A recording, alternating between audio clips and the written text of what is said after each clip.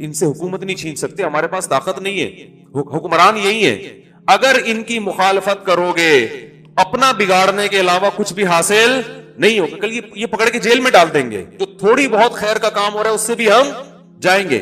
تو کیوں نہ ہم مسلمانوں کے مفاد میں ان کے پاس جائیں بغیر کسی لالچ کے. ہم ان سے ہدیے نہیں لیں گے, ہم ان سے 1 روپیہ بھی نہیں لیں گے. تو کیوں نہ ہم پورے ہندوستان کو, اکبر بادشاہ تو وہ بادشاہ تھا جس نے ایک نیا دین بنا دیا تھا.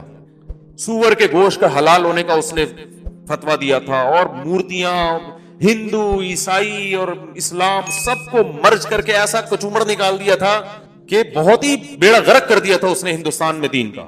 اور تھا بڑا مضبوط, 50 سال حکومت کی, 40 یا 50 سال.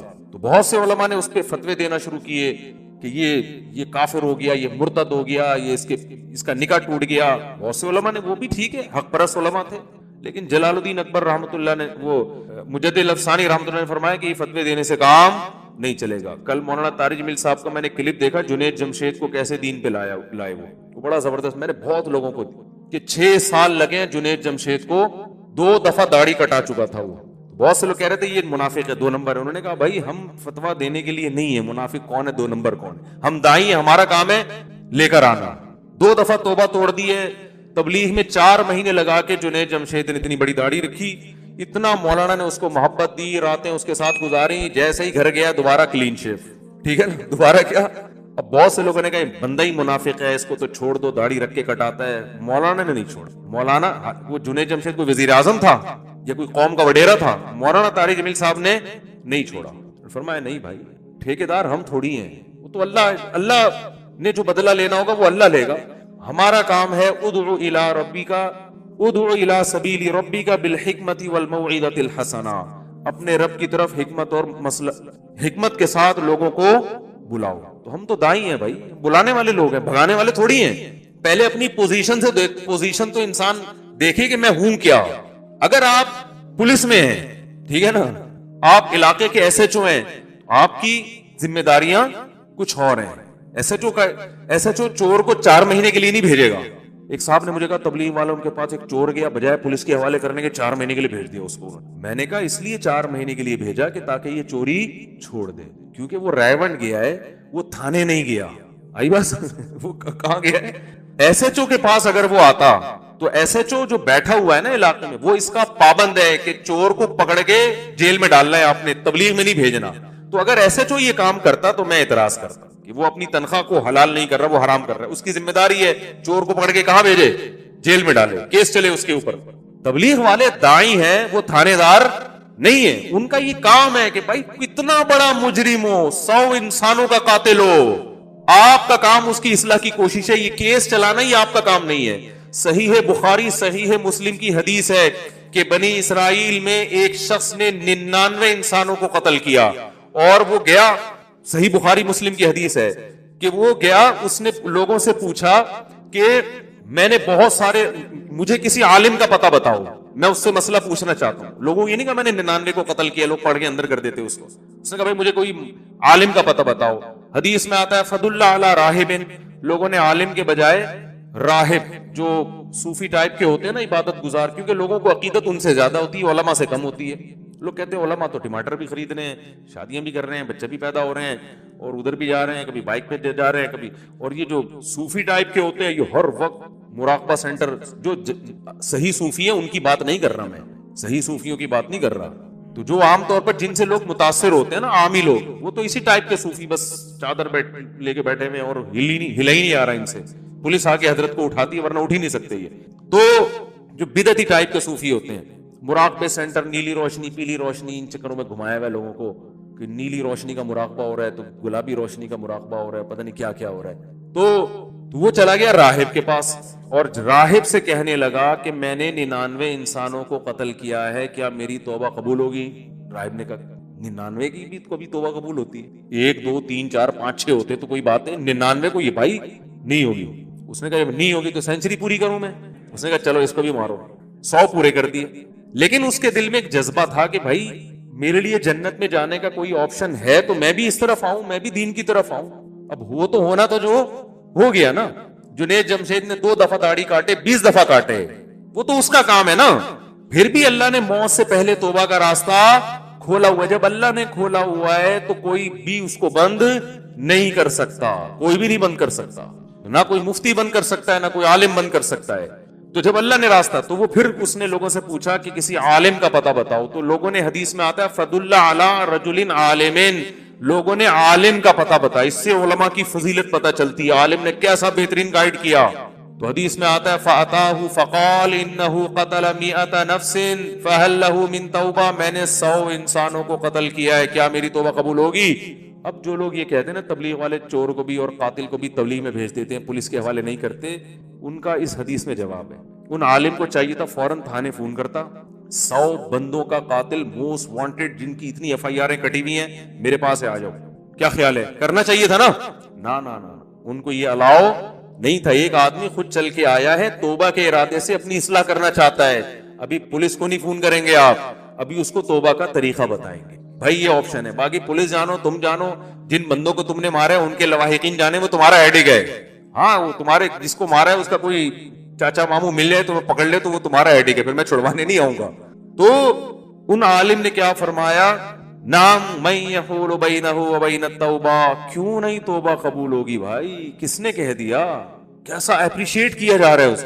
یہ ہے داعی, یعنی وہ عالم مسئلہ بھی بتا رہے ہیں اور دین کی دعوت بھی دے رہے ہیں, صرف فتویٰ نہیں دے رہے کہ تو نے چونکہ 100 آدمیوں کو قتل کیا ہے, یا تو یہ فتویٰ دیتے تو جائے گا ہی جہنم میں, اور 1-2 کے بعد آ جاتا ہے نا, اب 100 کے بعد آ رہا ہے. یہ بھی فتویٰ نہیں دیا کہ ہاں تیری توبہ قبول ہوگی, بس اس فتوے پر اکتفا نہیں کیا, فتوے کے ساتھ ساتھ اس کو گائیڈ کیا ہے, دین کی دعوت دی ہے, اس کو طریقہ بتایا ہے کہ بھائی تو ایسا کر, تو 100 انسانوں کو قتل تو کر چکا ہے, لیکن تو اگر توبہ کر لے گا نا تو توبہ تجھ سے دوبارہ ٹوٹے گی, پھر کوئی پیسے کی لالچ دے گا, بندہ مار دے گا. تو اس لیے ایسا کرو, انطلق الی ارض کذا و کذا, فلاں علاقے میں جاؤ, فإن بها اناسا یعبدون اللہ, وہاں کچھ نیک لوگ رہتے ہیں جو اللہ کی عبادت کرتے ہیں, فاعبد اللہ معہم, تم بھی وہاں رہ کر اللہ والوں کے ساتھ رہو, ولا ترجع الی ارضک فإنها ارض سوء, اس زمین کی طرف واپس لوٹ کے مت آنا, یہ برے لوگوں کی زمین ہے, یہاں رہ کر تم دوبارہ بگڑ جاؤ گے. کتنا اچھا گائیڈ کر رہے ہیں نا اس کو. تو جنید جمشید کو بھی اسی طرح سے انہوں نے گائیڈ کیا, بھائی 2 دفعہ داڑھی کٹائی ہو, 10 دفعہ کٹائی ہو, ہم نے اس کو اچھا ماحول دینا ہے. وہ فرماتے ہیں میں نے اس کو مسجد میں سلایا, کو اپنے ساتھ دوبارہ نکالا, 4 مہینے کے بعد داڑھی کٹا کے وہ واپس گلوکار بن گیا, تو پھر وہ تو آ نہیں رہا تھا, فرمائے میں نے اپنے خرچ ان کی ٹکٹ کرا دی. جنید جمشید نا شرمندگی کی وجہ سے مولانا سے ملنا نہیں چاہ رہا تھا کہ میں دوسری دفعہ داڑھی کٹائی ہے, کیا آپ بولیں گے اتنی بڑی داڑھی رکھ کے کاٹ دی. تو مولانا کہتے ہیں کہ میں نے اس کا ٹکٹ خود کرایا, تو نہیں ملنا چاہ رہا, میں تو ملوں گا بھائی, تو میری جو ذمہ داری ہے وہ میں پوری, بولتے کیوں نہیں, کیا ہو گیا, میں کروں. وہ اس کو شرم آ رہی تھی, کہا نہیں بھائی ٹکٹ کرا دیا, آ جاؤ. تو آ گیا, پھر اس پہ دوبارہ سے تبلیغ والے مسالے لے کے بیٹھے ہوئے ہوتے ہیں دوبارہ سے. وہ انسان بنانے والا جونپور کا قصہ تو بہت دفعہ سنا ہے نا, جونپور کا قصہ نہیں سنا کبھی آپ نے, وہ بہت دفعہ سن چکے, چھوڑو وہ پھر لوگ بور ہو جاتے ہیں. وہ ایک دیہاتی ہے نا, کیا کریں, بات آ گئی ہے. ایک دیہاتی گیا, کسی قاری صاحب کو دیکھا, قاری صاحب کسی بچے کو کہہ رہے کم بخت تو گدھا تھا, میں نے تجھے انسان بنایا, یعنی انسان بنائے, تربیت کی. وہ دیہاتی بڑا حیران ہوا, یہاں گدھوں کو بھی انسان بنا دیتے ہیں. وہ بیچارہ, اس کو نہیں پتا تھے شہری زبان کے محاورے, تو وہ اپنا گدھا لے کر آیا, قاری صاحب اس کو بھی انسان بنا دو, قاری صاحب اس کو بھی. اب قاری صاحب کو مذاق سوجا, انہوں نے کہا یہ تو بہت ہی بیوقوف ہے. قاری صاحب نے کہا ٹھیک ہے چھوڑ جاؤ, مسالہ لگانا پڑے گا, انسان بن جائے گا. وہ 3-4 دن کے بعد آیا, قاری صاحب میرا گدھا انسان بن گیا. اس نے کہا وہ مسالہ زیادہ لگ گیا تھا, وہ نارمل انسان نہیں, اعلیٰ درجے کا انسان بن گیا, اور وہ جونپور کا قاضی بن گیا, جج بن گیا. چھوٹا نہیں ہوتا نا جج, تو بہت بڑا ہوتا ہے. وہ جو جونپور کا جج ہے نا, وہ تیرا کیا ہے, وہ تیرا بیٹا ہے, جو سوری تیرا گدھا ہے, جو ہے نا, میں نے جونپور کا جج بنا دیا. اب یہ گیا جونپور, قاضی صاحب بیٹھے ہوئے فیصلے کرنے ہیں. یہ قاضی صاحب سے کہتا ہے, یوں کر کے بلا رہے, قاضی کو غصہ آیا, کیا مسئلہ ہے بھائی, پھر گھاس لایا نا, ہوش. تو قاضی صاحب کو غصہ ہے, کیا کر رہے, کہہ رہے زیادہ غصہ نہیں کر, تو ہے تو گدھا, تو تجھے مسالہ زیادہ لگ گیا ہے. تو تبلیغ والے بھی پبلک کو پکڑ کے کیا کرتے ہیں, مسالہ لگانا شروع کرتے ہیں. 6 نمبر ہو گئے, پھر صبح شام نیک لوگوں کے ساتھ اٹھنا بیٹھنا. تو جنید جمشید کو بھی حضرت مولانا نے مسالہ لگا کے بہت زیادہ مسالہ, تیسری دفعہ جو مسالہ لگا نا اس میں پپیتا بھی لگایا انہوں نے. تو وہ پھر توبہ کر لی اسے سچی, اور موت کس پر ہوئی ہے, توبہ پر. کتنی بڑی فضیلت ہے. حدیث میں آتا ہے عمل کا مدار خاتمے پر ہے, اگر وہ اسی داڑھی کٹائی ہوئی حالت میں جہاز کریش ہو جاتا تو برے عمل پر موت ہوتی. وہ جو 2 دفعہ داڑھی رکھی وہ قبول نہ ہوتی. لیکن جب موت ہوئی ہے تو داڑھی بڑھ چکی تھی, تو وہ 2 دفعہ جو رکھ کے کٹائی ہے وہ معاف ہو گیا, کیونکہ حدیث میں آتا ہے عمل خاتمے پر ہے کہ اینڈ کیسا ہوا ہے آپ کا. کتنا بڑا مولانا کا احسان ہوا نا, ایسے پتہ نہیں کتنے لوگوں کی ہدایت کا ذریعہ بنے. تو بھائی اگر کچھ چیزوں میں وہ آپ کی پالیسیوں سے ہٹ کے چل رہے ہیں, آپ کو عمران خان اچھا نہیں لگتا, بہت سے لوگوں کو نہیں لگتا, تو اگر وہ چلے گئے دین کی تبلیغ کے لیے اور اس کو جو ہے نا کچھ تعریفی کلمات کہہ دیے جو ان کی رائے میں صحیح ہوں گے, دوسروں کی رائے میں صحیح نہیں ہوں گے, تو ہر آدمی دوسرے کے بارے میں اپنی رائے قائم کرتا ہے نا. تو آپ کہہ دو بھائی, زیادہ زیادہ یہ کہہ دو مولانا نے یہ اچھا نہیں کیا, عمران خان کو تو ہم پسند نہیں کرتے, خامخواہ میں جا کے اس کی تعریفیں کر دی, بس اتنا کافی ہے. اتنا اعتراض بولو بھائی کافی ہے کہ یار یہ مولانا کا مجھے ادا اچھی نہیں لگی. باقی اس حیثیت سے کہ وزیر اعظم سے ملنا, اس پہ تو آپ اعتراض کر ہی نہیں سکتے. نبی صلی اللہ علیہ وسلم نے بادشاہوں کے پاس صحابہ کو بھیجا ہے, نجاشی کے پاس پناہ کے لیے صحابہ کو بھیجا ہے. یہ نہیں کہا کہ ہم جاؤ عیسائی بادشاہ ہے ہم کسی کی مدد نہیں لیتے. عبداللہ بن مسعود جیسے صحابی نجاشی کے پاس گئے پناہ لینے کے لیے, اور پھر اس کو محبت سے تبلیغ بھی کی ہے. حضرت جعفر طیار نے قرآن کی آیتیں پڑھی, مسلمان ہو گیا وہ. اگر وہ یہ کہتے نجاشی کون ہے, وہ تو عیسائی بادشاہ, ہم تھوڑی جائیں گے کسی کے پاس. ہرقل کے پاس خط بھیجا, سفیر گئے ہیں. تو ہمیں سیرت میں دونوں پہلو ملتے ہیں, استغنا بھی ملتا ہے اور سرداروں کو قریب کرنے کے. نبی نے سرداروں کے پاس بھی گئے آپ صلی اللہ علیہ وسلم, صحابہ بھی گئے ہیں. تو میں مجدد الفسانی رحمۃ اللہ علیہ کا بتا رہا تھا کہ انہوں نے بہت سے علماء نے فتوے دیے کہ یہ جناب اکبر بادشاہ ایسا ہے, یہ کافر ہو گیا, نکاح ٹوٹ گیا وغیرہ وغیرہ. انہوں نے کہا بھائی سارا حکومت اسی کے ہاتھ میں ہے, تو اگر ہم اس سے محبت دیں گے, اس کے قریب جائیں گے تو بہت کچھ کروا سکتے ہیں. اور اس طرح کا اگر ہمارا رویہ رہا تو اس سے ہندوستان میں شر کے علاوہ کچھ بھی نہیں پھیلے گا. مزید یہ علماء سے دور ہو جائے گا. سب وہ جلال الدین تو یہاں تک آ جاتا کہ وہ سب کو لٹکا دیتا. مجدد الفسانی رحمۃ اللہ علیہ نے لوگوں کی تانوں کی پرواہ نہیں کی اور بادشاہوں کے قریب گئے, شہزادوں کے قریب گئے. یہاں تک ایک شہزادے سے کہا کہ میں ضمانت دیتا ہوں میں اس وقت تک جنت میں نہیں جاؤں گا جب تک تجھے نہ لے کے جاؤں اپنے ساتھ. کتنے بڑے الفاظ ہیں دیکھو. میں تجھ سے وعدہ کرتا ہوں کہ مجھے اگر اللہ جنت میں لے کر گیا تو جب تک تو جنت میں نہیں جائے گا میدان حشر میں میں اللہ سے کہوں گا اللہ میں نہیں جاؤں گا جنت جب تک یہ نہیں جائے, اس کو نہیں میرے ساتھ بھیجو گے. کتنی بڑی یعنی شہزادے کو آپ مجدد الفسانی پر بھی فتویٰ لگاؤ کہ حکومت کی چاپلوسی کر رہے ہیں, یہ کر رہے ہیں, وہ کر رہے ہیں. لیکن مجدد الفسانی نے ایسا کام کیا کہ جلال الدین اکبر کلمہ پڑھ کے دنیا سے گیا ہے. اس کی ساری تاریخ آپ کو خراب ملے گی, اینڈ بہت اچھا تھا اس کا. اس کی اولادوں میں عالمگیر بادشاہ پیدا ہوئے ہیں جنہوں نے ہندوستان کو امن سے بھر دیا اور کتنی زبردست حکومت کی, اور کیسے نیک ٹوپیاں بن کے اپنا گزارا کرتے تھے. عالمگیر ٹوپیاں, بیت المال سے تنخواہ نہیں لیتے تھے, ٹوپیاں بنا. بادشاہ ہندوستان کا جس میں برما بھی آتا تھا, جس میں بنگلہ دیش بھی, اتنی بڑی سلطنت جس کو انگریز سونے کی چڑیا کہتا ہے, اور اس کا بادشاہ کیا کر رہا ہے, ٹوپیاں بن کے. تو یہ مجدد الفسانی کی محنت تھی. تو میرے بھائی جو علماء حکمرانوں کے پاس جا رہے ہیں ان کو سمجھانے, اپنے دنیاوی مفاد کے لیے نہیں, ان علماء کی قدر کرو کہ جو فرض کفایہ ہے وہ یہ ادا کر رہے ہیں اور قوم کی ملامت بھی لے رہے ہیں.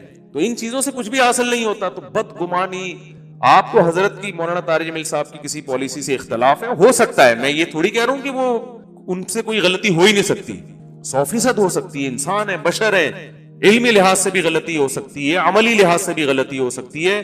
لیکن کسی کی خوبیاں بھی دیکھو اور اس کی خامیاں بھی.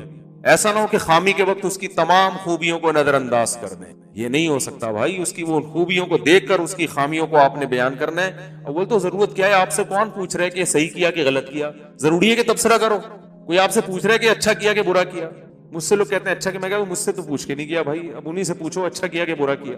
تو اگر غلط بھی کیا ہے تو زیادہ سے زیادہ اتنا کہ یار مولانا کی اس پالیسی سے ہمیں کیا ہے اختلاف, یہ نہیں کرنا چاہیے, بس ختم. لیکن وہی بات ہے, جب تک تعریفوں میں مبالغہ کر کے آسمان تک نہ پہنچا دیں اپنے لیڈروں کو, اور دوسرے جو آپ کی سیاست کے میں آپ کے خلاف ہے اس کو تحت ثرا نہ پہنچا دینا زمین کے پستیوں میں, اس وقت تک کھانا ہضم نہیں ہوتا, سکون نہیں ملتا. یوٹیوب اور فیس بک پہ یہ یوٹیوب سے بھی زیادہ ہے. میں نے دیکھا فیس بک کے جو دیکھنے والے لوگ ہیں نا, یوٹیوب پہ پھر بھی کچھ سنجیدہ لوگ آتے ہیں. فیس بک کے کمنٹس بہت ہی ڈینجرس ہوتے ہیں, گالی سے شروع ہوتے ہیں, وہ جو رشتہ داروں کو گالیاں، بلب کے رشتہ داروں کو، ٹھیک ہے نا، تو وہ رشتہ داروں کو بھی گالیاں، ایسا آپ کی چونکہ پالیسی سے اختلاف کر رہے ہیں۔ اور اچھا، اور یہ جو اندھی عقیدت میں مخالفت کر رہے ہوتے ہیں نا بہت زیادہ، یہ اپنے لیڈروں کی ان سے بڑی بڑی غلطیوں کو پی رہے ہوتے ہیں، ان میں یہ بڑا فالٹ ہوتا ہے۔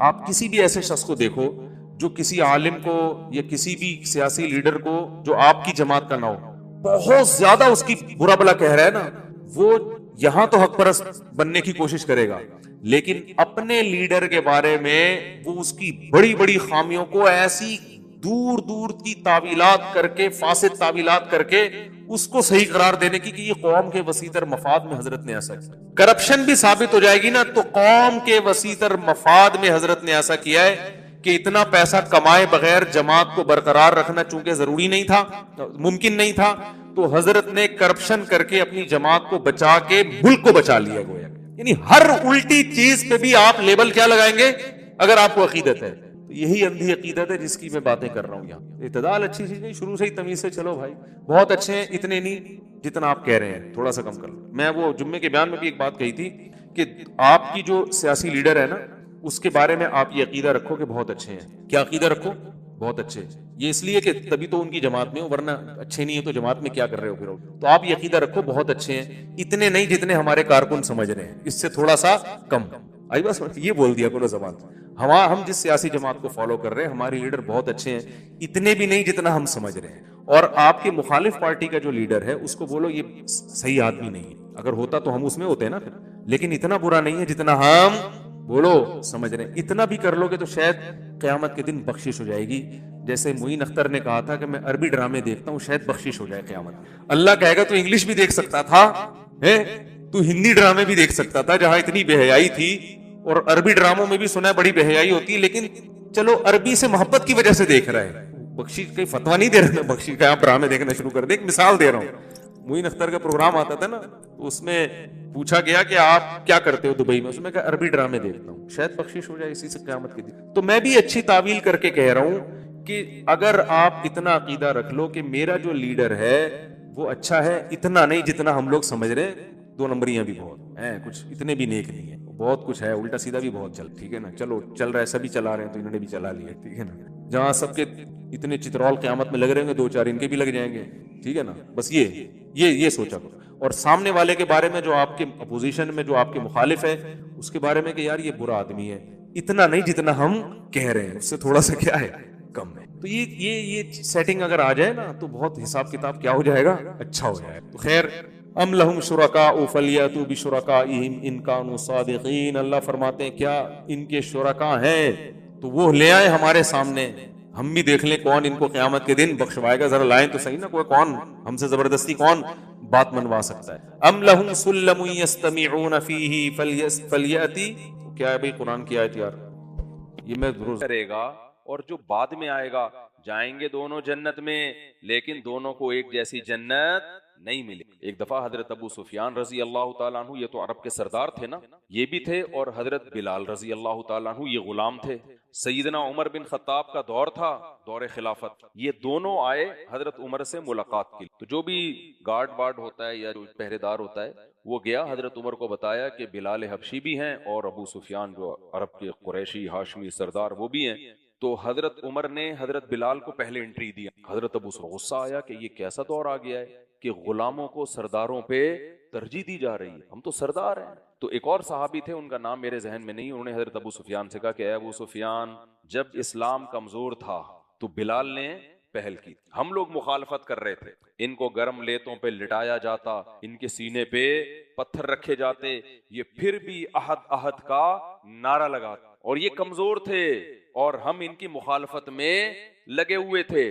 پھر جب اللہ نے اسلام کو ترقی دی، مکہ فتح ہوا، فتوحات کے دروازے کھلے، پھر ہم اسلام لے کر آئے ہیں، تو کہتے ہیں ابو سفیان اب اس کی فکر چھوڑ دو کہ دنیا میں بلال کو تم پہ ترجیح دی جا رہی ہے۔ میں ان کے الفاظ اپنے الفاظ میں نقل کر رہا ہوں۔ اب یہ دیکھو آخرت میں کیا ہوگا، اس لیے اب جو ہم سے نقصان ہوا ہے نا، جو ہم دیر سے اسلام لائے ہیں، اب اس کی تلافی کرو۔ اور وہ تلافی کیسے ہوگی؟ اب نکل جاؤ بارڈر پہ، میدان جنگ میں، جہاد میں۔ اب اسلام کو آج بھی ان کی ضرورت ہے، آج بھی اسلام کو جان کی ضرورت ہے۔ اب ہم دیر سے ایمان لائے ہیں، اس کی تلافی کیسے ہوگی؟ اب ہمارا ٹائم مدینہ شہر میں نہیں بلکہ کہاں گزرے گا؟ بارڈر پہ گزرے. تبھی حضرت ابو سفیان رضی اللہ تعالیٰ عنہ زندگی کا زیادہ حصہ اس کے بعد کہاں گزرا؟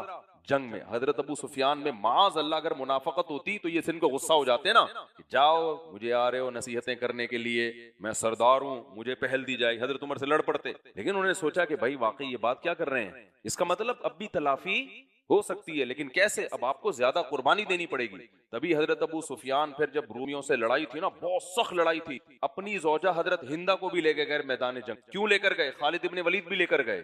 کیوں؟ کہ بھائی اتنی سخت لڑائی ہے کہ ہمارے قدم اکھڑنے کا پورا بہت سخت لڑائی تھی. تو اس زمانے اکثر طاقتور ہی ہوتے تھے. تو کیا ان لوگوں اسٹریٹجی کیا اختیار کی کہ صحابہ اپنی بیویوں کو بھی لے گئے کہ اگر ہم پیچھے بھاگنے لگے نا تو یہ ہم پہ طنز کر کے اشعار پڑھ کے ہمیں غیرت دلائیں گی، آر دلائیں گی. عورت جب بزدلی کے تانے دیتی ہے نا تو آدمی کیا ہوتا ہے؟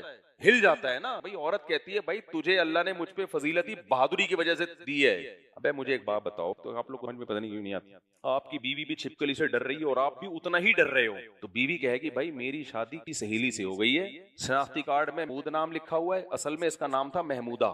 یہی ہوگا نا اگر ہر چیز میں ڈر رہے ہو اسی طریقے سے. عورت کو غصہ آئے گا نا بھائی کیا بھائی، جیسے میں نے بتایا تھا نا امریکہ کا گلوکار تھا، وہ ہر وقت لڑکیاں اس پہ بڑا مرتی تھیں، بڑا ہینڈسم اسمارٹ کے شادی کریں گی. جب شادی ہو گئی نا تو بیوی نے 6 مہینے میں طلاق لے لی. اس سے پوچھا گیا کہ بھائی اتنا ہینڈسم اسمارٹ آدمی لڑکیاں پہ مرتی، اتنی خوش قسمت کہ تم نے اس کو شوہر بنایا، اس نے تمہیں سلیکٹ کیا. اس نے کہا مجھ اتنے گھنٹے، وہ کیا ہوتا ہے ڈریسنگ ٹیبل پہ تیار ہونے میں لگتے ہیں نا، اس کمبخت کو بھی اتنے ہی گھنٹے لگتے. یہ بھی وہیں لگا رہتا ہے لپسٹک پاؤڈر میں، عورتوں پہ تو یہ باتیں سوٹ کرتی ہیں، آدمی پہ تھوڑی سوٹ کرتی ہیں. بھائی لگا تھوڑا سا جھاڑو پھیر، ڈیٹول سے نہا لے، جس دن کسی تقریب میں جانا ہے تھوڑا سا ریگمال مل لے، بس ختم ہو گیا. وہ بھی وہیں بیٹھا ہوگا اپنی موک پلک کر. یہ زنانہ پن، زنانہ سمجھ، نسوانیت کی بو آتی ہے ساتھ. عورت کو آدمی ہی اچھا لگتا ہے، سمجھتے ہو؟ پجامہ، استغفر اللہ، یعنی آدمی ہی اچھا لگتا ہے.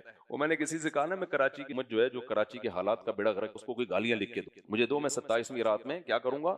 دعاؤں کے بجائے بد دعائیں کروں، کچھ لکھ کے دو. کہنے میرے ذہن میں نہیں. میں نے کہا جو سسرال کو پھر میں نے کہا سوری یار بہت معذرت. بعض دفعہ منہ میں الفاظ رٹکا ہوا ہوتا ہے، وہ خود ہی نکل جاتا ہے، پکڑ کے واپس سسرال. کیونکہ جب آدمی کا سسرال سے پھڈا ہوتا ہے نا، اس وقت جو اخلاص سے وہ گالیاں دیتا ہے اور جو اس کو وارد ہوتی ہیں گالیاں شیطان کی طرف سے، وہ موقع وہ لکھ کے لکھنی نہیں چاہیے، وہ بار بار ذہن میں نہیں آتی، وہ لکھ کے رکھ لینی چاہیے، وہ بھول جاتا ہے آدمی. تو مجھے تو پڑی تھی جب میں نے دوسری، تو کچھ یاد ہو گئی. خیر، تو کیا کہہ رہا تھا یار میں، بات بار بار ہماری. ہاں، حضرت سفیان نے پھر ساری زندگی کہاں گزاری؟ تو حضرت ہندہ کو بھی لے گئے. عرب کی عورتیں بڑی بہادر ہوتی، تو یہی ہوا، قدم اکھڑ گئے، پیچھے آنے لگے. تو حضرت ہندہ نے اشعار کہے، وہ اشعار اب تک کتابوں میں ان کا خلاصہ یہی ہے کہ اے ابو سفیان، گھر میں تو مرد بنتے ہو، ہم مرد ہیں، عورتوں پہ اپنا روب جماتے ہو، آج تمہیں کیا ہو گیا؟ حملہ بہت سخت تھا. سفیان بزدل نہیں تھے، حملہ بہت سخت تھا. اور بھی اس طرح انہوں نے جب تانے دیے ہیں تو یہ لوگ دوبارہ پلٹے اور رومیوں کو وہ بھاگ گئے، کیونکہ انہوں نے کہا یار اس زندگی سے کیا ہے،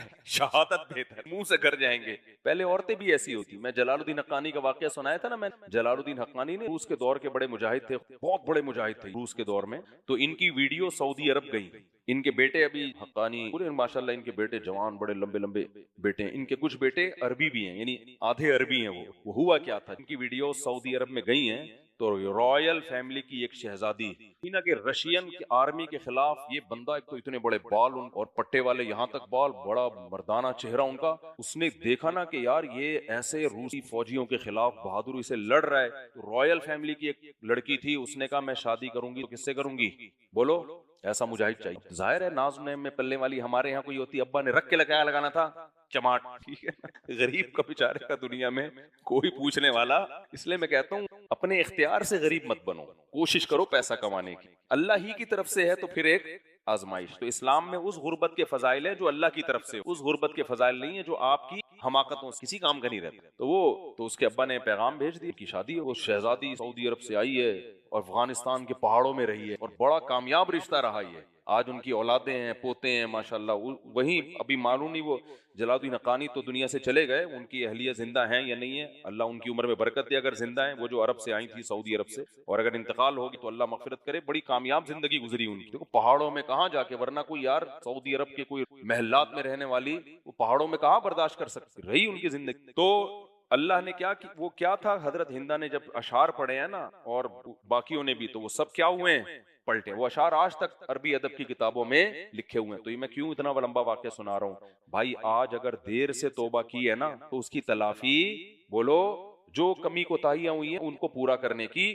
ہمارے حضرت کے دور میں، ہمارے حضرت جب زندہ تھے تو ایک آفیسر تھے، 60 سال کی عمر میں انہیں توبہ کی، اللہ نے توبہ کی توفیق دے دی، لیکن ان کو بڑا احساس تھا کہ میری 60 سال کی زندگی غلط گزری. لیکن ہم نے دیکھا کہ ان کی تلافی، انہوں نے اس میں کیا کیا، اس عمر میں بنوری ٹاؤن سے عالم بنے. وہ حالانکہ جاب بھی کر رہے تھے، آفیسر تھے، بنوری ٹاؤن سے پراپر عالم بنے، قرآن حفظ کیا. میں جب بھی مدرسے میں جاتا نا، ایسے کھمبے کی طرح نہیں، نماز میں خضوع میں ہمیں نظر آتا. 60 40 50 سال کی قضائے عمری پوری کر لی انہوں نے، ہر وقت نماز میں، تلاوت میں، اور جو بھی دین کی خدمت ہے وقف کر دی اپنے آپ.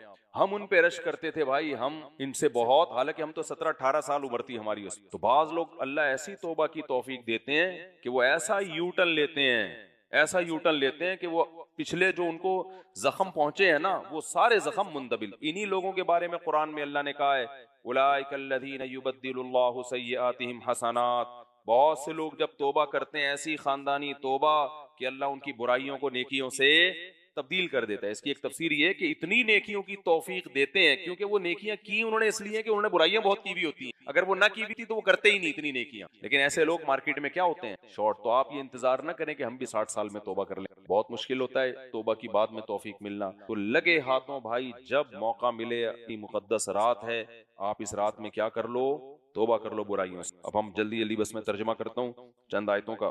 تو اس آیت کا خلاصہ کیا نکلا کہ جو پہل کرے گا وہ سبقت لے جائے، جو بعد میں آئے گا وہ اس کے برابر نہیں پہنچ. آگے اللہ تعالیٰ فرماتے ہیں، أَلَمْ يَأْنِ لِلَّذِينَ آمَنُوا أَن تَخْشَعَ قُلُوبُهُمْ لِذِكْرِ اللَّهِ. یہ بہت اہم آیت ہے.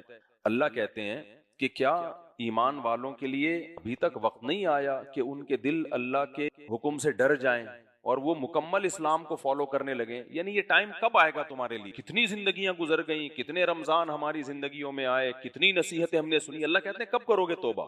یہ میں نے آیت اس لیے پڑھی ہے کہ اس پر ایک بڑا واقعہ ہے. فضیل ابن عیاض رحمہ اللہ تعالی، حضرت فضیل ابن عیاض جو تھے نا، عبداللہ ابن مبارک کے دور کے تھے. ان کو عابد الحرمین کہا جاتا ہے. حرمین میں بہت عبادت کرتے تھے، بڑے اللہ والے بزرگ. ان کا ماضی پتہ ہے کیا تھا؟ ڈاکو. ڈاکو تھے، عیاش تھے، اور جو پروگرام ہوتے ہیں نا لڑکیاں نچوانے وچوانے کے لیے بیٹھے ہوتے لوگ، پیسے ویسے پھینک رہے ہوتے اور میوزیکل شو چل رہے، وہ بہت پرانا کلچر ہے. تو اس زمانے میں باندیاں نچواتے تھے. تو یہ عیاش قسم کے آدمی. تو ظاہر ہے ابھی مجھے پورا واقعہ ایز اٹ از یاد نہیں ہے، بہت پہلے پڑھا تھا، تو سکتا ہے واقعے کی ڈیٹیل بتانے میں تھوڑی مجھ سے مسٹیک ہو جائے. تو ان کو روکتے ہوں گے ان کے رشتہ دار، ان کے والدین. ایک دفعہ یہ کہیں چھپ کے نا دیوار پھلانگ کے جا رہے تھے، کہیں کوئی برائی کے ارادے سے. تو کہتے ہیں کہ دو روایتیں، دیوار سے آواز آئی یا اس نے ان کے پاس جو موسیقی کا آلہ تھا نا اس کو بجانے کی کوشش کی. تو بجا رہے ہیں تو بجائے موسیقی کے یہ آیت قرآن کی اناؤنس ہو. یہ اللہ تعالیٰ بعض دفعہ کسی پر رحم کر کے، کوئی بلڈ میں کوئی اچھے لوگوں کا خون ہوتا ہے یا کوئی زندگی میں کبھی نیکی کی ہوتی ہے انہوں نے، بعض برے لوگوں نے بھی کبھی کبھار زندگی میں کوئی ایسی نیکی کر لی ہوتی ہے. جیسے حدیث میں آتا ہے کہ ایک صحابی نبی کے پاس آئے، ایمان پہلے کافر تھے، ایمان قبول، مسلمان ہوئے، اور پھر بتایا کہ یا رسول اللہ، میں نے حالت کفر میں 100 لڑکیوں زندہ دفن ہونے سے بچایا ہے عرب میں. یعنی جب مجھے پتا چلتا تھا نا کسی کے یہاں بیٹی پیدا ہوئی اور وہ قبرستان میں زندہ مٹی کے نیچے دفنا رہا ہے، تو میں کیا کرتا تھا، میں جاتا تھا اور اس کے باپ کو پیسے دے کے وہ لڑکی خرید لیتا تھا. میں کہتا تھا بھائی تو یہ چاہتا ہے نا یہ تیری نظروں سے دور ہو جائے تو قتل مت کر، میرے حوالے کر دے، میں اس کو تیری نظروں سے کبھی بھی تجھے دیکھنا نہیں ملے گا. تو مالدار تھے، 100 لڑکیوں کو زندہ دفن ہونے سے بچایا ہے پیسے دے کے، لیکن حالت کفر میں. تو عرض کیا کہ یا رسول اللہ، کیا اللہ اس نیکی پر مجھے اجر دے گا؟ کیونکہ کفر میں کسی نیکی پہ اجر نہیں ملتا. تو آپ نے کیا فرمایا، اسی کی وجہ سے اللہ نے تمہیں ایمان کی توفیق دی. تو بعض کافر کوئی نیک عمل کر لیتا ہے، بعض برا آدمی کوئی نیک عمل ایسا کر لیتا ہے کہ اللہ تو قدردان ہے نا، تو اللہ اس کے ساتھ کوئی ایسا معاملہ اس نیکی کی وجہ سے کر لیتے ہیں کہ اس کو توبہ کی توفیق مل جاتی ہے. تو ان کے ساتھ بھی ایسا ہی. تو یہ بھی بجا رہے ہیں، آواز نہیں، تو ایک دم اچانک آواز آئی ہے. یہ آیت، الم یعنی للذین آمنوا، اے ایمان والو کیا تمہارے لیے ابھی تک وقت نہیں آیا، ان تخشع قلوبہم لذکر اللہ وما نزل من الحق، کہ اللہ نے جو اپنی کتاب نازل کی ہے جس میں حق باتیں کی ہیں ان کے سامنے تمہارے دل جھک جائیں. یعنی اللہ سوال کر رہے ہیں کہ یہ ٹائم کب آئے گا، کیا ساری زندگی اسی رنگ رلیوں میں شراب کباب میں گزار دو گے؟ پھر اللہ نے آگے کیا فرمایا، ولا یکونوا کالذین اوتوا الکتاب من قبل. اوتوا الکتاب کو یہود و نصارہ کو بھی تورات اور انجیل ملی تھی، انہوں نے تورات اور انجیل کو فوکس نہیں کیا، کس میں لگ گئے؟ نائٹ کلبوں میں، شراب کباب میں. پھر ان کے دل کیا ہو گئے؟ سخت، اتنے سخت ہو گئے اب ان پہ تورات پڑھ کے سنائی جائے ان پہ کوئی اثر نہیں ہوتا، وہ ایک ہسٹری کی کتاب سمجھتے ہیں اس کو. تو اللہ نے بتایا اس آیت میں کہ دیکھو ایک وقت نصیحت کا تم پہ اثر ہوگا، اگر گناہوں کے دلدل میں پھنستے چلے گئے نا دل اتنا سخت ہو جائے گا کہ پھر نصیحت کی بات اثر کرنا تم پہ ختم، اور جب ختم تو پھر توبہ کا آپشن ختم، کیونکہ ان کے دل میں کچھ نرمی تھی نا. تو یہ نصیحت ہو گئی کہ بھائی اتنا گناہوں میں آگے نہ جاؤ کہ آج اللہ نصیحت کر رہا ہے کل وہ نصیحت تم پہ اثر نہیں ہوگی. جب انہوں نے دیکھا نا یہ آواز آئی ہے غیب سے، یہ آیت، کیونکہ عربی تو جانتے تھے، فوراً انہوں نے کہا، قرآن کے الفاظ دیکھو، الم یعنی للذین آمنوا، اے ایمان والو ابھی تک ٹائم نہیں آیا. انہوں نے فوراً اپنا وہ باجا پھینکا اور کہا قد آن یا ربی، اے میرے رب آ گیا ہے وقت. کیا ہو گیا ہے؟ آ گیا. بس یہ لاسٹ تھا، آخری، وہیں سے یو ٹرن لیا انہوں نے، وہیں سے کیا کیا؟ واپس پلٹے اور یہ چیختے ہوئے جا رہے ہیں قد آن یا ربی. قد، ان کو اندازہ ہو گیا کہ یہ جو غیبی آواز ہے یہ کوئی اتفاق نہیں ہے، یہ کوئی میرے دماغ کا فالٹ نہیں ہے، یہ کس کی طرف سے مجھے تنبیہ ہوئی ہے؟ اللہ کی. اور یہ بار بار نہیں ہوگی، ایک دفعہ ہوئی ہے. اور اس میں کتنی سخت تنبیہ ہے کہ اگر ابھی اس تنبیہ سے تو نے رجوع نہیں کیا تو بعد میں تنبیہ ہوگی بھی تو تجھ پہ اثر نہیں ہوگا. فوراً پلٹے قد آن یا ربی، اے میرے رب آ گیا وقت. اور پھر وہی کیا جو میں نے ابھی بتایا، زندگی جوانی گناہوں میں، انہوں نے کہا میں اس کی تلافی کیسے ہوتی ہے؟ بھائی جتنے گناہ کیے ہیں عبادت اتنی ہی کثرت سے. تو حرم میں بیٹھ کے اللہ اللہ کرتے تھے، صدقات و خیرات کرتے تھے، اتنے عبادت گزار کہ ان کا لقب اب فضیل ابن عیاض کے نام سے نہیں، عابد الحرمین کے نام سے ان کا لقب مشہور. تو بھائی ہم سب کی یہ، میں جو باتیں کر رہا ہوں اپنے لیے بھی کر رہا ہوں، ہر بار اللہ موقع نہیں دے گا. چلتے چلے گئے نا آگے دلدل میں. میں تبھی کہتا ہوں یار اس زمانے کا سب سے بڑا بے حیائی ہے. خدا کی قسم مجھے 4 شادیوں پہ بیان کا شوق نہیں ہے، لوگ سمجھتے ہیں پاگل ہو گیا ہے. میں آپ کو زنا سے روکنے کے لیے حلال کی بات کرتا ہوں، کیونکہ نہیں رکے گا اگر نکاح کی طرف نہیں آؤ گے. یہ بھوک کی طرح ہے، بھوک کی طرح. آپ بھوکے کو روٹی نہ دو اور اسے بولو کہ روٹی چوری کر کے نہیں کھانی ہے، چند دن صبر کرے گا اس کے بعد چوری کی طرف جائے گا، کیونکہ بھوک ختم نہیں ہوتی. اس کا حل یہ کہ جہاں چوری سے اس کو روکو گے وہاں حلال کا انتظام بھی تو کر کے دو گے نا اس کو، کہ بھئی یہ حلال طریقے سے کھا لے اور پھر وہ بچ جائے گا بھوک. تو مرد اور عورت میں اللہ نے اٹریکشن جو رکھی ہے ایک دوسرے کی طرف، یہ نیچرل ہے، یہ نیچرل ہے. تو نیچر سے کون لڑ سکتا ہے؟ آپ کو بھوک لگتی ہے، نیچرل ہے یا نہیں ہے؟ یا آپ کے برے ہونے کی علامت ہے بھوک لگنا؟ بولو نا کیا ہو گیا بھائی؟ آپ کو بھوک لگ رہی ہے تو کیا برے آدمی ہو؟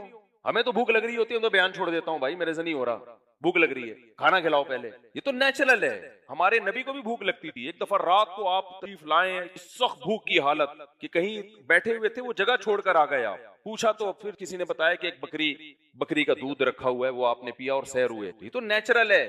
تو ایسا ہی بھائی مرد کی عورت کی طرف اٹریکشن اور لڑکی کی لڑکے کی طرف اٹریکشن، یہ کیا ہے؟ یہ برا ہونے کی علامت نہیں ہے، یہ کیا ہے؟ نیچرل ہے. تو اسلام چونکہ دین فطرت ہے، اسلام یہ نہیں کہتا اس خواہش کو کچل کے ختم کر دو. اسلام کہتا ہے یہ میں نے رکھی اس لیے کہ ملیں دونوں آپس میں. لیکن ایک گدے گھوڑوں والا طریقہ ہے کہ گدھا گدھی کے ساتھ فزیکل ریلیشن کرتا ہے، میرج کا کوئی، نکاح کا کوئی انتظام نہیں کرتا. کتا اپنی فیمیل کے ساتھ ریلیشن تو قائم کرتا ہے، کوئی میرج کا ریلیشن ان کے درمیان نہیں ہوتا. یہ گدے گھوڑوں کا طریقہ ہے. اور ایک انسانوں کا، پیغمبروں کا طریقہ، محمد صلی اللہ علیہ وسلم کا، آدم علیہ السلام کا، موسیٰ علیہ السلام کا، شعیب علیہ السلام کا، نوح علیہ السلام کا، لوط علیہ السلام کا. وہ طریقہ کیا ہے؟ بھائی نکاح کرو، تم تو چھوڑ دو سوسائٹی کی ایسی کی تیسی. تو اس لیے نکاح کو پروموٹ کرو، جلد نکاح کو پروموٹ کرو، زیادہ شادیوں کو پروموٹ کرو. اس سے کیا ہوگا؟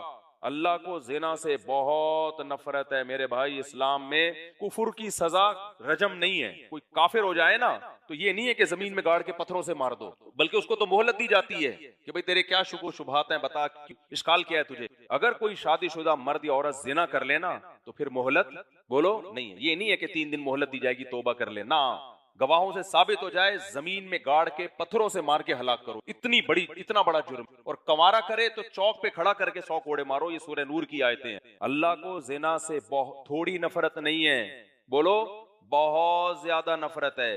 یوسف علیہ السلام مصر کے جیل میں تھے، مصر کے محل میں تھے، ملازم تھے. بادشاہ کی بیوی ڈورے ڈال رہی ہے, دروازے بند کر کے زنا کی دعوت دے رہی ہے, تو بتاؤ ایسی مجبوری میں کوئی اور ہوتا تو شاید اپنے لیے گنجائش نکال لیتا, لیکن اللہ کی نظر میں کوئی گنجائش نہیں ہے. تبھی یوسف علیہ السلام اس کنڈیشن میں, جبکہ قرآن کہہ رہے ہیں دل ان کا بھی مائل تھا, کیونکہ نوجوان تھے, شہوت ان میں بھی تھی, دل مائل تھا, اس کے باوجود دروازوں کی طرف بھاگے کہ کسی طرح میں اپنے آپ کو بچاؤں. اور پھر اس زلیخا نے دھمکی دی کہ اگر تو نے میری خواہش پوری میں جیل میں ڈال دوں گی, کوئی دیکھنے والا نہیں ہے, کوئی بدنامی کا خطرہ نہیں ہے, اور رشتے کا حصول بھی ممکن ہے کہ اجنبی ملک میں. تو کیا کہہ رہے ہیں, رب السجن احب الی مما یدعوننی الی, اے اللہ مجھے جیل زیادہ محبوب ہے اس گناہ سے جس کی طرف یہ مجھے دعوت دی. اس سے پتہ چلتا بھائی زنا کی بھی قیمت پہ آپ کے لیے حلال, اور زنا میں اور متع میں اہل سنت والجماعت کے کوئی فرق نہیں ہے. کیونکہ اب اس طرح کی بھی کوئی نیوز آ رہی ہے ایکچولی زنا سے بچنے کے لیے اگر ہم متع کر لیں تو کیا جا رہا ہے. بھائی متع اور زنا کیا ہے؟ زنا پہ 2 بندوں کو گواہ بنا دو تو متع بن جاتا ہے, کوئی فرق نہیں ہے. سمجھتے ہو کہ نہیں سمجھتے ہو؟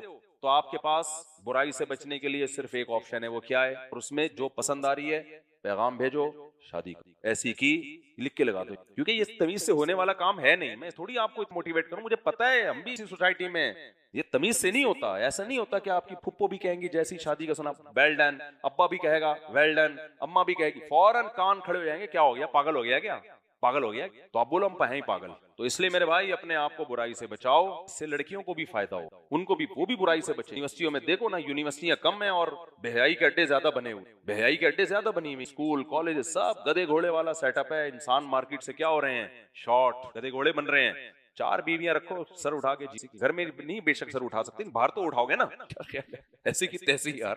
تو اور یہ عزت آنے جانے والی چیز, تھوڑے دن بیزتی ہوگی پھر آپ کی اپنی اتنی اولادیں ہوں, کیا کرنا ہے دوسروں. اور ویسے بھی یار ہدایہ فقہ کی بڑی مشہور کتاب ہے, غلام کو نا اسلام میں 2 شادیوں, غلام کو 4 کی اجازت نہیں ہے کیونکہ غلام ہوتا ہے. اس کی حکمت علماء نے لکھی ہے, لأن التزوج بأربع حرائر من کرامات بنی آدم, کہ غلام جو ہے نا, چونکہ وہ غلام ہوتا ہے تو, اور انسان غلام بن نہیں سکتے, تو وہ تو جنگ میں قیدی ہو کے غلام بنا ہے, وہ اس میں گویا کہ وہ انسان والا عنصر اس میں پورے طور پر نہیں ہے, جنگی قیدی ہے نا, وہ غلام بن گیا وہ, تو اس لیے اس کو صرف 2 کی اجازت ہے. سمجھ رہے ہو؟ لیکن جو آزاد آدمی پورا, چونکہ ہر طرح سے انسانوں والے حکام اس پہ جاری ہو رہے ہیں, تو صاحب ہدایہ لکھتے ہیں, جو فقہ حنفی کے بہت بڑے امام گزرے ہیں, کہتے ہیں کہ اللہ نے جو مرد کو 4 کی اجازت دی ہے نا, یہ بنی آدم کو اللہ نے عزت دی ہے. سوسائٹی میں بےزتی کرانے کے لیے یہ حکم نہیں دیا کہ لوگ کہیں بے 2 لے کے گھوم رہے, 3 لے کے, سب بےزتیاں کریں. نہ, اللہ کا مقصد کیا تھا, انسان کو عزت دینا.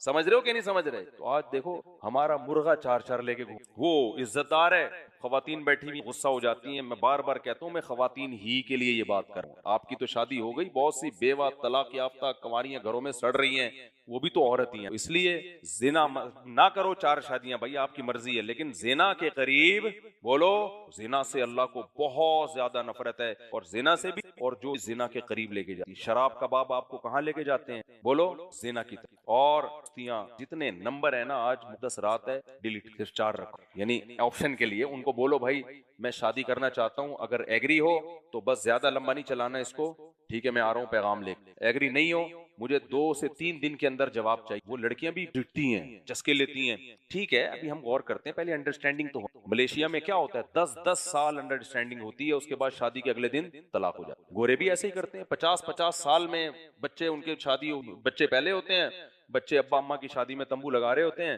اور اگلے دن پھر طلاق ہو جاتی ہے ان میں. یہ بکواس ہے بھائی. شادی سے پہلے کی زندگی میں اور بعد میں زمین اور آسمان کا فرق ہے. اکثر یہ جو سیٹنگوں کی شادیاں ہیں نا, جن میں نہیں کہہ رہا محبت کی شادی مت کرو, محبت کی شادی اور سیٹنگوں کی شادیوں میں فرق ہے. جہاں اٹریکشن ہے وہی کرو, لیکن جب دوستی ہو گئی نا جہاں پہ, اب غالب یہ کہ وہاں شادی کامیاب نہیں ہوگی. دوستی لگانی نا اپنے لڑکی سے, گھنٹوں گھنٹوں لگے رہتے ہو فون پہ, اب خطرہ ہے کہ شادی کے بعد یہ پروگرام کیا ہو جائے گا آپ کا, اڑ جائے. تو دوستیوں کے بعد نکاح اکثر ناکام ہوتا. محبت والا نکاح تو کرنا چاہیے, تو ہے کہ جہاں محبت ہو وہی نکاح کرو. تو دونوں میں بڑا فرق ہے. تو 4 نمبر رکھ لو اور ان کو 4 کو پیغام بھیج دو. اب آپ سلیکٹ کر لو ان میں کون سی بات, استخارہ بھی کر لو. تو اس کے بعد پھر بولو بھائی میں نے بیان سنا ہے, مفتی صاحب کا بیان میں نے سنا ہے, لیکن مفتی صاحب کی بات نہیں, یہ بات کس کی ہے, اللہ کی بات. مفتی صاحب کیا تو انڈا موڑ میں رہنے والا ایک عام سا انسان ہے, لیکن بات اس نے قرآن کی ہے, اللہ کی ہے, جس اللہ نے ہمیں کھلایا پلایا. سلسلے میں آپ کے ہاں پیغام بھیج. تو مجھے ہاں یا نہ میں 3 دن کے اندر جواب چاہیے. کیا چاہیے 3 دن کے اندر, ہاں یا نہ, دائیں بائیں جانے کی ضرورت, کوئی اور میرے بارے میں پوچھنا ہے, تنخواہ سے متعلق پوچھنا ہے, تو ڈولے وولے تو تم نے فیس بک کی تصویروں میں دیکھ لی ہوں گے. آج کل تو کوئی تمیز سے تصویر ہی نہیں رکھتا فیس بک, اسٹائل دیکھو یوں کر کے کھنچوائی ہوئی ہوگی. میں جب کسی سے مانگتا ہوں نا, کوئی جاننے والا, کوئی رشتہ وشتے کا, کہ یار اپنی ٹیڑھی میری تصویریں بھیج رہا ہوتا ہے, اسٹائلش تھے سب بھائی. میں تو رشتے کراتا نہیں ہوں, بہت ہی کوئی قریبی ہو تو تمیز سے کھڑا ہو جا, سیدھا بھیج دے تصویر. وہ بھیجے گا ساحل سمندر کی, یوں کر کے گھوم رہا ہے نا, آدھا یہاں ہے آدھا. وہی ابتدائی عشق میں دل ہوا یوں خراب آدھا, کہ جیسے سیخ پہ چڑھتے ہی جل جائے کباب آدھا. شاعر کہتا ہے لگتا ہے میرے محبوب کی ایک آنکھ غائب ہے, تو اس نے جب بھی پلٹا ہے تو پلٹا ہے نقاب آدھا. جیسے محبوب عورتیں بھی اسی طرح کر رہی ہوتی ہیں, سائڈ پوز ہو رہا ہے, اور یہ مرد بھی ایسے ہی کر رہا ہے. پورا اپنے آپ کو منہ دکھا دے تو سامنے سے کیسا ہے, تو نہیں اسٹائل. تو آپ نے کیا کرنا, چاروں کو جو کنوارے ہیں وہ چاروں کو کیا کریں, بول دیں بھائی یہ 4 سلیکٹڈ ہیں, باقی تو بغیر بتائے بلاک کر دیں. جو آپ کو لگے کہ نہیں یہ نہیں شادی ہو سکتی, بلاک مارو یار. اور 4 جو ہیں میں سے آپ ان کو پیغام بھیج دیں اور بول دیں کہ بھائی 3 دن کے اندر مجھے ہاں یا نہ میں, ٹھیک ہے نا, تو آئیں. ایران توران کرنے کی ضرورت نہیں ہے, جو میرے بارے میں تمہیں معلومات چاہیے میں تیار ہوں, مت دے دیں, اس ہاں ہو جائے, چلو بھائی اب نکاح ہوگا. ڈائریکٹ کیا ہوگا, منگنی منگنی نہیں ہے, ڈائریکٹ کیا ہوگا, چلو جی کورٹ میں چلتے ہیں یا مسجد میں مولوی صاحب کے پاس چلتے ہیں, جہاں بھی آپ کی بھائی جا کے نکاح کرو اور رخصتی کر کے مارکیٹ سے اس کو شارٹ کرو, ٹھیک ہے نا. ایسی کی فلموں میں دیکھا ہوگا نا, گھوڑے پہ لے کے بھگا دیا, تو اوریجنل میں بھی کرو, لیکن فلموں میں تو پتہ نہیں کہاں بھگا کے لے جاتا, تم گھر میں لے کر آؤ. ابا گھر میں نہیں گھسنے دے رہے تو کرائے پہ. ابا کے بھی بڑے مسائل ہیں یار, آج بہت زیادہ مسائل ہیں ابا کے, کرنے ہی نہیں دیتے, تو آپ نے کہیں اور کرائے پہ گھر لے لو. ایک آدھ بچہ پیدا ہوگا, ابا کو لا کے دکھاؤ ابا آپ کا پوتا ہے, تو ابا کو ویسے ہی بڑی محبت پیار آئے گا. ابا کہے گا لے آپ بہو کو, تو پھر ایک اور کر لو. بولو ابا جب کیا کیا, تو ایسے 4 پوتے ہو جائیں تو کیا جا رہے. تو خلاصہ یہ میرے بھائی, زنا سے کیا کرو, توبہ. آج بھی بڑی رات ہے, رات کو اللہ سے اگر کسی سے خدا نخواستہ زنا ہو گیا, گڑ گڑا کے اللہ سے مانگے, اللہ اس عذاب سے مجھے ہمیشہ کے لیے بچا لے. شراب سے بچا لے, شراب ٹوٹتی ان چھوڑنے والے چھوڑتے. میں اپنے ایک دوست کا واقعہ سنا, انڈین, وہ نشے کے عادی تھے. میں نشہ صرف پیتا نہیں تھا, کرتا نہیں تھا, بیچتا بھی تھا. بہت خطرناک نشے کیے. کہہ رہے جب توبہ کا تبلیغ میں سیروزہ لگا تھا, تبلیغ نے بھی بڑے بڑے لوگوں کو انسان کا بچہ بنایا. کہہ رہے سیروزہ لگا, میں نے کہا کہ باپ کیسے ختم کریں بھائی, تڑپتا ہے جسم. کہتے ہیں میں نے اپنے آپ کو گھر کے اندر 6 مہینے کے لیے کر دیا. ماں سے کہا مجھے یہی کھانا مل جائے, ماں میں 6 مہینے سے پہلے اس کمرے سے باہر چیخوں گا, دیواروں سے سر ماروں گا, کمرے سے باہر نہیں نکل, مروں گا یہی مروں گا, کھانا پینا مجھے یہاں مل جائے. دھوپ روشنی کا انتظام تھا کمرے میں, جمعہ بھی نہیں پڑھنے جاؤں گا. کہہ رہے کیوں, مجھے جمعہ پڑھنے جاتا نا میں اگر, تو میرے وہ چھٹے والے دوست مل جاتے مجھے وہاں, پھر ان کو دیکھ کے خیال آتا ہے کہ جمعے کے بعد ایک اگر ہو جائے تو کیا چل. تو میرا خیال ہے اللہ اس کو معاف کر دے گا, جمعے چھوڑنے کا گناہ نہیں دے گا, کہ وہ بڑے عذاب سے بننے کے لیے یہ کر رہا ہے, کہ اس کو پتا ہے جمعہ پڑھوں گا تو پھر چھٹے پہ, تو ایسے جمعے کا کیا فائدہ. تو کہہ رہے میں نے بس شرعی مسئلہ مجھے نہیں معلوم تھا, لیکن میں نے کہا اللہ مجھے معذور سمجھے گا, میں نہیں پڑھوں گا جمعہ بھی نہیں. کہہ رہے گھر میں نمازیں پڑھی, اپنے آپ کو مصروف رکھا, سوتا رہا. 6 مہینے تو بہت ہوتے ہیں, نشہ ایسا ٹوٹا ہے. کہہ رہے صرف نشہ نہیں ختم, ایسی صحت اچھی ہو گئی ماشاءاللہ, نشہ بھی ٹوٹ گیا. اور کہہ رہے مجھ قوت ارادی اتنی مضبوط ہو گئی ہے, قوت ارادی. لوگ کہتے ہیں نا میں یہ کام کرنا چاہتا ہوں, ہوتا نہیں ہے. کہہ رہے میں جو کرنا چاہتا ہوں الحمدللہ کر لیتے. یہ ایک بہت بڑی کوالٹی, قوت ارادی مضبوط ہو جاتی ہے. اس لیے بھائی جو نشہ کر رہے ہیں, پلانے کا معمول ہے, چھوڑ دیں. سمجھتے ہو گے نہیں سمجھتے, آئس لے رہے ہیں, پتہ نہیں کیا کیا کر رہے ہو, تو توبہ کی رات ہے اللہ سے ان گناہوں کی. اور سندھ حکومت کے لیے خصوصی, جن کی وجہ سے یہ ڈاکو کیا کر رہے ہیں سندھ حکومت میں, سارے برے نہیں ہیں, جو ان حالات کے ذمہ دار ہیں اسپیسیفک دعا بھیجیں. سنو کل سارے ہی لیٹے ہوئے ہوں, جو ان حالات کے ذمہ دار ہیں, میں نام بھی بتا سکتا ہوں کون ہے, لیکن ہمارا شخص نہیں ہے, ہمیں کیا کرنا. جو متعلقہ امور کے ذمہ دار ہوتے ہیں, کہو کہ اللہ جو بھی ہے, جس نام کا کو ہدایت ہے, ہدایت کے قابل نہیں ہے, اس سے ہمیں جان چھوڑ. اللہ سمجھنے کی توفیق عطا فرمائے. جلدی جلدی بتاؤ سوال آئے سارے بھائی. ہاں نماز یا قرآن پڑھ. گیس کا مسئلہ ہے, گیس کا تو پورے ملک میں مسئلہ ہے. کیا خیال, گیس ہی تو نہیں آ رہی, چولہا جلاؤ, سحری کے وقت میں گیس غائب ہو جاتی, اور آپ کو گیس کا مسئلہ ہے یار. تو آپ سوئی گیس والوں سے رابطہ کریں, بولے میرے پاس کچھ اضافی گیس ہے, صحیح ہے نا. بہرحال گیس کا اس کو روک کر عبادت کرنا جائز ہے, لیکن یہ کہ پیٹ اس سے خراب ہوتا ہے. پوچھا یہ گیس روک کے نماز پڑھتا ہوں, کر سکتے ہیں, گیس خارج کر کے نماز پڑھ, روک کے تو پڑھ سکتے ہیں, لیکن پیٹ خراب ہوتا ہے. اس کا حل یہ ہے کہ ہلکے ہوئے پھر آرام سے پڑھ لیں. بہت سے لوگ پھر دوسرا بھی گیس کا مسئلہ ہے یار. دیکھو یہ سوال کے بجائے پڑھنے کے بجائے میں جواب دے دیں, جواب سے سوال بھی سمجھ جائے گا. جب تک 100% یقین نہ ہو گیس نکلنے کا, اس وقت تک وضو نہیں ٹوٹا. بعض لوگوں کو ایسے شک ہوتا ہے اتنی گیس نکلی ہے ہوا خارج ہوئی, یعنی نہ اتنا یقین ہو کہ قسم اٹھا کے بول سکیں کہ ہاں بھائی وضو ٹوٹ. پیشاب کے قطرے کا بھی یہی ہے, شک ہوتا ہے قطرہ نکلا ہے کہ نہیں نکلا. جب اتنا یقین ہو نا قطرہ نکلنے کا کہ سامنے والا پوچھے, یقین ہے آپ قسم اٹھا کے بول. بعض لوگ کہتے ہیں اب ہمیں یہ نہیں پتا چلتا کہ ہم قسم اٹھا کے بول سکتے کہ نہیں بول سکتے, اس کا مطلب یقین نہیں. تو جب تک یقین نہ ہو اس وقت تک وضو نہیں ٹوٹتا. میری عمر 25 سال ہے, 10 میری شادی ہوئی, ظلم زیادتی کی وجہ سے جنوری 2000 خلا کا مقدمہ دائر کیا. اس مہینے فیصلات کا ٹائم کیا ہوگا اور کیا میں میرے گھر میں سہنے ہیں. دیکھیں خلا میں جب کیس فائل کیا جاتا ہے تو پہلے مفتیان کرام سے پوچھ لیا کریں تاکہ وہ ایسا طریقہ آپ کو خلا کا بتائیں جو ویلڈ ہو اور وہ خلا شرعن بھی کنسیڈر کیا جا سکے, کیونکہ جج اس کا خیال نہیں کرتے, نوٹس غلط جگہ بھیج دیتے ہیں. بعض دفعہ آپ جس ظلم سمجھ رہی ہے وہ شریعت کی نظر میں ظلم ہوتا نہیں, وہ آپ کے بیسک حقوق پورے کر رہا ہوتا ہے. تو جب بھی خلا کا کیس کوئی عورت شوہر کے ظلم کی وجہ سے فائل کرے تو پہلے رابطہ کر لیا. تو علماء بتا دیتے ہیں بھائی یہ وجوہات اگر ہیں تو آپ خلا لے سکتی ہیں, نہیں ہیں تو پھر یک طرفہ خلا نہیں لے سکتی. ہر ایک کی اپنی رائے پہ تو شریعت کا. تو اب جب آپ نے خلا لے لیا ہے اور آپ نے کہا وہ واقعی ظلم زیادتی کرتا تھا تو وہ خلا کے پیپر کہیں جمع کرا دیں تاکہ مفتیان کرام اس کو دیکھ لیں. دارالعلوم کرنگی ہے, بنوری ٹاؤن ہے, جامع ترشید ہے, کہیں بھی جمع کرا دیں, وہاں سے فتویٰ لیں کہ یہ خلا شریعت میں ہو بھی گیا ہے کہ نہیں ہوا, تاکہ وہ دیکھیں گے جج نے اس پروسیس کو پورا کیا ہے کہ نہیں. جج تو آج کل بیٹھے ہیں بس ڈگریاں پکڑانے کے لیے. تو اگر پھر وہ واقعی ہو گیا ہے تو پھر جو ہے وہ عدت جس دن جج نے فیصلہ سنایا تھا اس دن سے عدت, اور وہ 3 مینسز. بعض علماء کے نزدیک 1 مینسز, دونوں طرح حدیثوں میں ہمیں ملتا ہے. تو جب ظاہر ہے دونوں طرح کے دلائل ہوں پھر فقہا کا اختلاف ہوتا ہے. تو امام شافعی کے نزدیک 1 حیض, امام ابو حنیفہ کے نزدیک 3 حیض ہے. تو 3 مینسز جب گزر جائیں تو آپ جہاں چاہیں نکاح. عدت میں گھر سے نکلنا جائز نہیں, لیکن کمانے کی مجبوری ہو تو پھر نکلنا جائز ہے. اب کمانے کی مجبوری ہونی تو نہیں چاہیے کیونکہ عدت کا خرچہ شوہر کے ذمہ, عدت کا خرچہ کس کے ذمہ ہے؟ شوہر کے ذمہ. لیکن اگر وہ نہیں دے رہا یا اس سے لینا مشکل ہو رہا ہے تو پھر مجبوری میں جاب کی سکتی ہیں, لیکن دن میں جائیں. زینت اختیار نہ کریں, زیادہ کا زینت اختیار کرنا جائز نہیں. سادہ کپڑوں میں جائیں, اپنے جاب نمٹائی, واپس گھر. اچھا مفتی صاحب کچھ کر ذریعہ معاش کے لیے آگے نہ بڑھیں. اللہ نے جو مقدر میں لکھا ہے وہ مل کر رہے گا. اللہ نے جو پراٹھے آپ کے مقدر میں لکھے ہیں حلق میں جا کے رہیں گے, تو پھر صبح ناشتہ بھی نہ کرو. آپ کیا خیال ہے؟ بیگم انڈا بنا کے سامنے رکھا ہوا ہے, اس نے پراٹھا رکھا ہوا ہے, چائے پی لیں, ناشتہ کر لیں.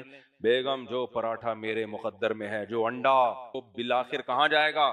میرے پیٹ میں جائے گا, اس لیے میں جا رہا ہوں. بات بالکل صحیح ہے, وہ پراٹھا مقدر میں ہوا تو جائے گا, لیکن جب آپ آفس پہنچو گے آپ کو بڑی ٹائٹ ہوا. پھر لنچ سامنے آئے گا, کہیں گے بھئی آئیے لنچ کر لیں. آپ کہیں جو نوالا مقدر میں ہے وہ میرے پیٹ میں جا کے رہے گا, میں نہیں کھا رہا, جاؤ. پھر رات کے ڈنر میں اب پیٹ بالکل کمر سے چپکنے والا ہے, ڈنر آیا, کھا لیں بھائی, اٹھ کے یہاں سے آ جائیں, ہاتھ دھو دسترخوان پہ بیٹھ جائیں. جو نوالا میں نے علماء سے سنا, اپنی طرف سے نہیں, بخاری کی حدیث نمبر فلاں, مسلم کی حدیث نمبر فلاں, قرآن کی آیت, جو نوالا مقدر میں ہے وہ میرے پیٹ میں جا کے رہے گا, تم کھاؤ میں یہیں بیٹھا ہوں. 3-4 دن کے بعد انا للہ و انا الیہ راجعون. اب اس کا حشر ہوگا, قبر میں جائے گا, قبر میں فرشتے آئیں گے, بےغیرت خودکشی کی ہے, چترول لگیں گے. وہ کہے گا میں نے تھوڑی کی, میں نے تو کس پہ توکل کیا؟ اللہ. جو پراٹھا میرے مقدر میں ہوگا وہ جا کے رہے گا. تو فرشتے جب اس کو چترول لگائیں گے, وہ کہے گا کیوں مار رہے ہو؟ کہہ رہے ہیں کوڑا تیری تشریف پہ مقدر میں ہے وہ تیری تشریف پہ لگ کے بولو رہے گا, رو مت. اب جو ڈنڈا تیرے مقدر میں ہے, سمجھ رہے ہیں نا, آگے جملہ اس کو گھر جا کے کمپلیٹ کر لیں. تو بھائی مقدر میں تو واقعی ایسا ہی تھا, لیکن مقدر کا پتہ پہلے سے کیسے چل گیا؟ بات اصل میں یہ ہے, تجھے کیا پتا تھا یہ پراٹھا تیرے مقدر میں ہے یا نہیں؟ تو کھا لیتا تو پتہ چل جاتا مقدر میں ہے. ہمیں اگر مقدر کا پہلے سے علم ہو جائے نا, تقدیر کا, پھر ہم اسباب اختیار نہ کریں. اصل مسئلہ یہ ہے کہ یہ علم اللہ نے کسی پیغمبر کو, کسی فرشتے کو بھی نہیں دیا ہے, اس لیے ہم اسباب کے مکلف ہیں. اور اللہ نے کہا ہے جس کے مقدر میں کام ہوتا ہے اس کام کے اسباب بھی اس کے مقدر میں ہوتے ہیں. تو اس لیے آپ کھاؤ گے کھانا, بیگم کہے گی نا کہ مقدر میں ہوگا تو خود ہی پراٹھا چل کے آ جائے گا, بیگم مجھے مقدر کا نہیں پتا, ادھر لے کر آ, میں کھاؤں گا, حلق میں اترے گا, اس کا مطلب میرے مقدر میں تھا. تو مقدر کی وجہ سے انسان کبھی بھی معذور نہیں ہوتا, اسباب ہمیشہ اختیار کرنے ہی ہے. مقدر تو اللہ کا علم ہے,